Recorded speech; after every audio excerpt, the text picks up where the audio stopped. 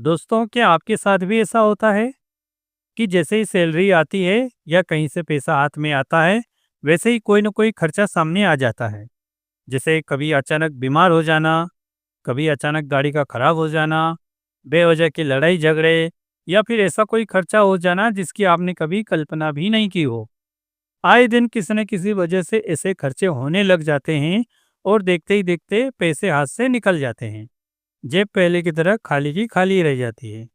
मन में तनाव अलग होता है और दिमाग में एक ही सवाल चलता रहता है कि आखिर ये पैसे जाते कहाँ हैं। पैसे आते तो हैं लेकिन टिकते क्यों नहीं। ऐसा कई बार होता है पर इसमें आपका कोई दोष नहीं है। कई बार इसके पीछे ज्योतिषीय कारण भी छुपे होते हैं जिनके बारे में हमें पता ही नहीं होता। आज की इस वीडियो में हम इसी बात को समझेंगे कि पैसे न टिकने के मुख्य ज्योतिषी कारण क्या हैं और कुंडली में ऐसे कौन से ग्रह हैं जो इसके लिए जिम्मेदार है। साथ ही हम ये भी जानेंगे कि ऐसे वह कौन से सरल उपाय हैं जिनको करने से आर्थिक स्थिति को सुधारा जा सकता है। तो वीडियो को अंत तक जरूर देखिए क्योंकि आखिरी उपाय सबसे ज्यादा असरदार है। पहले हम कारण के बारे में जान लेते हैं, फिर इनके उपाय के बारे में बात करेंगे। पहला कारण है कुंडली में राहु का खराब होना। दोस्तों, राहु अचानक खर्चों को बढ़ाने का सबसे बड़ा कारण माना जाता है। अगर आपकी कुंडली में राहु कमजोर है या गलत भाव में बैठा है तो व्यक्ति की कमाई भले ही ठीक ठाक हो लेकिन पैसा अनचाही जगहों पे खर्च हो ही जाता है। राहु के खराब होने के कारण अचानक मेडिकल खर्च बढ़ जाते हैं, कोर्ट कचहरी के चक्कर लगने शुरू हो जाते हैं, अचानक चोरी या कोई नुकसान हो जाता है या गलत जगह पर पैसों का लेन देन हो जाता है। मतलब किसी न किसी तरीके से पैसे हाथ से निकल जाते हैं। कैसे पता करें कि राहु खराब चल रहा है? राहु एक छाया ग्रह है और छाया हमेशा आदमी के पीछे चलती है। कुंडली में हर ग्रह दिखाई तो देता है लेकिन राहु ऐसा ग्रह है जो दिखाई नहीं देता, सिर्फ महसूस होता है। जब राहु ठीक होता है तो इंसान को ऊंचाइयों पर पहुंचा देता है, लेकिन जब खराब होता है तो वह इंसान की 12-13 बजा देता है। खराब राहु के संकेत। अगर आपका मन बार बार भटक रहा है, एक जगह स्थिर नहीं हो रहा है, तो समझिए राहु खराब चल रहा है। एक काम शुरू करते हैं फिर उसे बीच में ही अधूरा छोड़ देते हैं, अगर ऐसा बार बार हो रहा है तो समझो राहु खराब चल रहा है। अगर हर फैसले पर बार बार शक हो रहा है तो समझिए राहु दिमाग में घुस चुका है। मेहनत से बचने की सोच, जल्दी पैसा कमाने का लालच, छोटी छोटी बातों में भी झूठ बोलना, ये सब राहु के खराब होने के संकेत हैं। गलत काम करके भी पैसा कमाने का मन करे तो समझ जाइए कि राहु ने अपना काम शुरू कर दिया है। बिना किसी गलती या बिना किसी कारण के बदनामी होने लग जाए या झूठे आरोप लगने लग जाए या लोग आपको गलत समझने लग जाए तो समझ लीजिए कि ये सब राहु का क्रियाधारा है।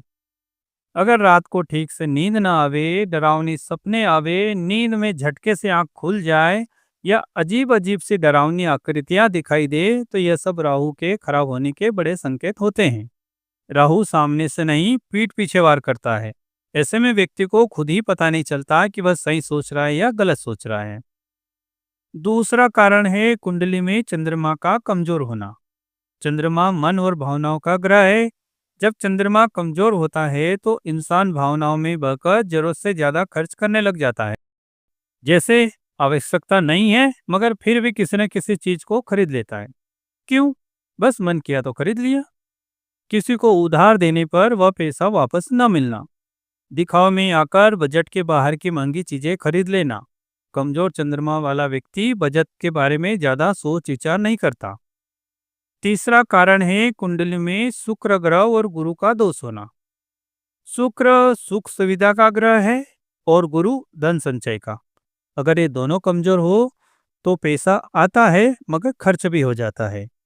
व्यक्ति कितनी भी कोशिश कर ले मगर पैसे की बचत हो ही नहीं पाती। ऐसे लोग अच्छी कमाई तो करते हैं लेकिन पैसों को लेकर हमेशा परेशान रहते हैं। चौथा और सबसे बड़ा कारण है पितृदोष, और इस दोष से लगभग हर दूसरा व्यक्ति ग्रसित है।